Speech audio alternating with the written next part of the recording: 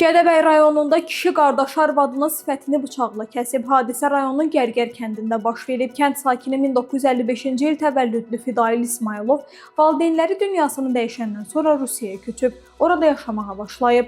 Həmin müddətdən onun ata evində qardaşı İsrail İsmailov və onun ailə üzvləri yaşayıblar. O bir neçə ildən sonra qısa müddətli Azərbaycana qayıdaraq ata evinə gəlib. Evə gələrkən yolda dünyasını dəyişmiş anasına məxsus əşyaların zibillikdə olduğunu görüb və həmin əşyaları götürüb ata evinə gedib. O evə daxil olaraq qardaşının həyat yoldaşı Əminədən niyə həmin əşyaları zibilliyə atdığını soruşub.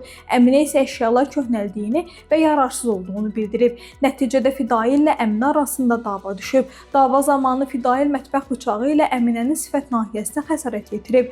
Hadisəni görən İsrail İsmailov məsələyə müdaxilə edib və iki qardaş arasında dava olub. Hadisə yerinə polis əməkdaşları gəliblər və Fidail İsmailov saxlanılıb. Faktla bağlı cinayət işi başlanıb. Fidail İsmailov barəsində məhkəmə qərarı ilə həbs qəti imkan tədbiri seçilib. Cinayət işinin istintaqı yekunlaşdırılaraq Gəncə Ağır Cinayətlər Məhkəməsinə göndərilib. Məhkəmənin hökmü ilə Fidail İsmailov 4 il azadlıqdan məhrum edilib.